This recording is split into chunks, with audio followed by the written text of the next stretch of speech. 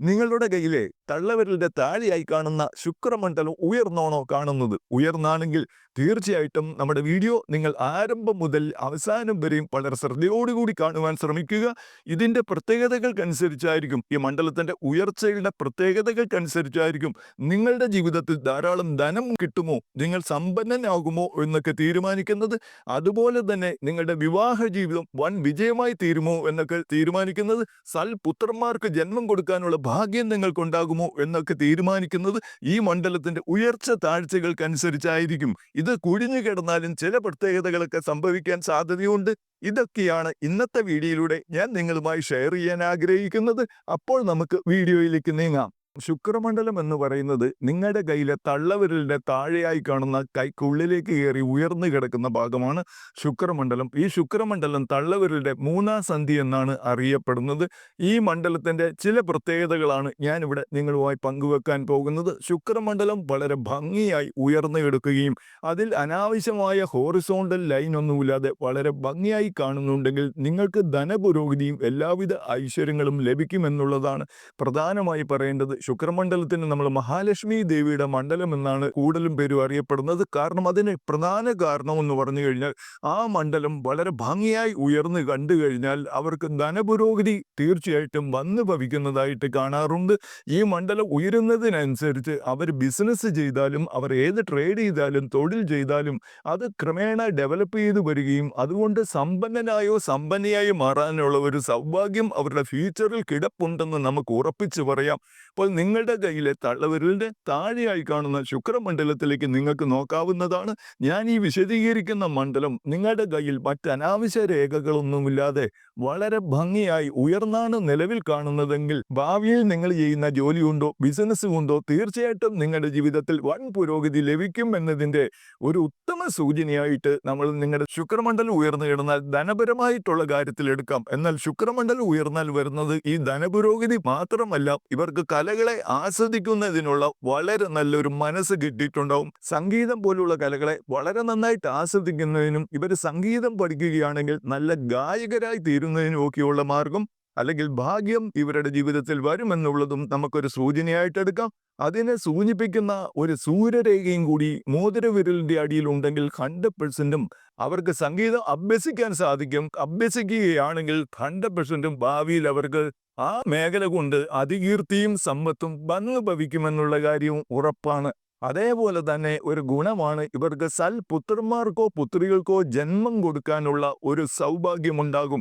ഇവർക്ക് ജനിക്കുന്ന കുഞ്ഞുങ്ങൾക്ക് വൻ വിജയം കിട്ടുകയും അവർക്കും ജീവിത വിജയം കിട്ടുകയും അവരുടെ ഭാവി ജീവിതം സുരക്ഷിതമാകുന്നതുകൊണ്ട് ഇവരൊരു ഓൾഡ് ഏജ് ഒക്കെയായി മാറുമ്പോഴത്തേന് അവരുടെ കുഞ്ഞുങ്ങൾക്ക് വളരെ നല്ല പുരോഗതി കിട്ടുകയും ആ പുരോഗതി വാർദ്ധക്യത്തിൽ ഇവർക്കും കൂടി അനുഭവയോഗമായി തീരുകയും ചെയ്യുമെന്നതിൻ്റെ ഒരു സൂചനയും കൂടിയായിട്ട് അനാവശ്യ രേഖകൾ, ഹോറിസോണ്ടൽ ഒന്നും ഇല്ലാത്ത രേഖകളൊന്നുമില്ല, അനാവശ്യ രേഖകളൊന്നുമില്ലാതെ ഭംഗിയായി കിടക്കുന്ന ശുക്രമണ്ഡലമാണ് നിങ്ങളുടെ കയ്യിൽ കാണുന്നതെങ്കിൽ തീർച്ചയാണ് ഭാവി ജീവിതത്തിൽ അതിസമ്പത്തും മക്കളിൽ നിന്നുള്ള നന്മകൾ അനുഭവിക്കാനുള്ള യോഗവും നിങ്ങൾക്ക് നല്ലൊരു കലാകൃതിയും കിട്ടിയിട്ടുണ്ട് എന്നുള്ളതാണ് ഉത്തമമായി പറയേണ്ടത്. എന്നാൽ ചെറിയൊരു നെഗറ്റീവും കൂടി ഇവരുടെ ജീവിതത്തിൽ വരുമെന്നും കൂടി ഞാൻ ഇവിടെ സൂചിപ്പിക്കുകയാണ്. ആ നെഗറ്റീവാണ് ഇവർക്ക് വൈകാരികാംശം പെട്ടെന്ന് വർദ്ധിക്കുന്നതിനുള്ള സാധ്യതയുണ്ട്. ഇവർക്ക് പെട്ടെന്ന് കോപം വരുവാനുള്ള സാധ്യതയൊക്കെ ഉള്ളതുകൊണ്ട് സൗഹൃദ ബന്ധങ്ങൾ ഇവർക്ക് പെട്ടെന്ന് ചിതറിപ്പോകുന്നതിനുള്ള ഒരു സാധ്യതയുണ്ട്. അതുകൊണ്ട് തീർച്ചയായിട്ടും പെട്ടെന്ന് കോപം വരുന്നവരാണ് നിങ്ങളെങ്കിൽ ആയിരിക്കും 99% പേരും ശുക്രൻ ഉയർന്നു കിടന്നാൽ കോപത്തിന് അടിമകളായി തീരാറുണ്ട്. അങ്ങനെയുള്ള ഒരു ബാലിശമായ സ്വഭാവം വരുന്നവരായതുകൊണ്ട് തീർച്ചയായിട്ടും നിങ്ങൾ ക്ഷമ പാലിച്ചുകൊണ്ട് ജീവിതത്തെ മുന്നോട്ട് നയിച്ചില്ലെങ്കിൽ വളരെ വേണ്ടപ്പെട്ട സൗഹൃദ ബന്ധങ്ങൾ ക്രമേണ നഷ്ടപ്പെട്ടു പോകാനുള്ള ഒരു സാധ്യതയും കൂടി ശുക്രമണ്ഡലം ഉയർന്നു കിടന്നാൽ വരുമെന്നും ഞാൻ ഇവിടെ സൂചിപ്പിക്കുകയാണ്. എന്നാൽ നമ്മൾ ഈ പറഞ്ഞ ശുക്രമണ്ഡലത്തിൽ അനാവശ്യ രേഖകൾ നിറഞ്ഞു കാണുകയും ഈ ശുക്രമണ്ഡലം ഞാൻ മുകളിൽ പറഞ്ഞതിന് വിരുദ്ധമായിക്കൊണ്ട് വളരെ താഴ്ചയിൽ കാണുകയും ചെയ്താൽ അവർക്ക് രോഗങ്ങൾ വന്നു ഭവിക്കുന്നതിനുള്ള സാധ്യത വളരെ കൂടുതലായിരിക്കും. അവരുടെ കയ്യിലിരിക്കുന്ന ധനവും കൂടി നഷ്ടപ്പെട്ടു പോകുന്നതിനോ കടബാധ്യതകളിൽ കുടുങ്ങുന്നതിനോ ഒക്കെയുള്ള സാധ്യത അവരുടെ ജീവിതത്തിൽ വളരെയധികം ഉണ്ടെന്ന് നമ്മൾ മനസ്സിലാക്കണം. ഇങ്ങനെയുള്ളവർക്ക് കല്യാണ ജീവിതം ഇഷ്ടമില്ലാതായി തീരാറുമുണ്ട്. അതായത് മാരേജ് കഴിക്കാതെ ഇവർ ഒഴിവായി നിൽക്കുന്നതായിട്ടും എനിക്ക് പലപ്പോഴും കാണുവാൻ സാധിച്ചിട്ടുണ്ട്. അതിന് മെയിൻ കാരണം ഇവർക്ക് സന്താനങ്ങൾ ജനിക്കില്ല എന്നുള്ളൊരു തോന്നൽ ഇവർക്ക് തന്നെ ഉണ്ടാകുമെന്നുള്ളതാണ്. ശുക്രമണ്ഡലം താഴ്ന്നു കിടക്കുന്നവർക്ക് കുഞ്ഞുങ്ങൾ ജനിക്കുന്നതിനുള്ള സാധ്യത വളരെ കുറവായിരിക്കുമെന്നും കൂടി ഇവിടെ ഞാൻ സൂചിപ്പിക്കുകയാണ്. അപ്പോൾ അവരെന്ത് ചെയ്യണം? മെഡിസിനോ അതുപോലുള്ള കാര്യങ്ങളൊക്കെ എടുത്തുകൊണ്ട് ശുക്രമണ്ഡലത്തിന് പുഷ്ടി വരുത്തുന്ന രീതിയിലുള്ള വ്യായാമോ യോഗയൊക്കെ എടുത്തുകൊണ്ട് അവർ മുന്നോട്ട് നീങ്ങുകയാണെങ്കിൽ ഗ്രാജുവലി ശുക്രമണ്ഡലം ഉയർന്നു വരികയും സന്താനങ്ങൾ ജനിക്കുന്നതിനുള്ള സാധ്യത ഭാവിയിൽ അവർക്ക് കണ്ടെത്താൻ സാധിക്കുന്നതുമാണ്. എന്നാൽ ദാരിദ്ര്യമോ കഷ്ടപ്പാടുകളോ ദുരിതങ്ങളോ വരും എന്ന് തന്നെയാണ് ശുക്രമണ്ഡലം താഴ്ന്നു കിടക്കുന്ന അവസ്ഥയിൽ പറയേണ്ടത്. പെട്ടെന്ന് വാർദ്ധക്യം പോലുള്ള അവസ്ഥകളിലേക്ക് അവർ നീങ്ങുന്നതിനുള്ള ഒരു സാധ്യതയുണ്ട്. അപ്പോൾ ഇങ്ങനെ ശുക്രമണ്ഡലം താഴ്ന്നു കിടക്കുന്ന ഒരു സ്റ്റെപ്പായിട്ട് ആരോഗ്യം സംരക്ഷിച്ചുകൊണ്ട് അവർ മുന്നോട്ട് പോകേണ്ടത് വളരെ അത്യാവശ്യമാണ്. ക്രമേണ അവർക്ക് രോഗം അനുഭവിക്കുകയും ദീർഘായുസിലേക്ക് എത്താതെ ജീവിക്കുന്നതിനോ ജീവിതത്തിൽ നിന്ന് പിരിയുന്നതിനോ ഒക്കെയുള്ള സാധ്യത വന്നേക്കും. അത് മുൻകൂട്ടി മനസ്സിലാക്കിക്കൊണ്ട് അവർ ചെയ്യേണ്ടത് ഇത്രയേ ഉള്ളൂ. നല്ല എക്സസൈസ് ചെയ്തുകൊണ്ടൊക്കെ മുന്നോട്ട് പോകുക.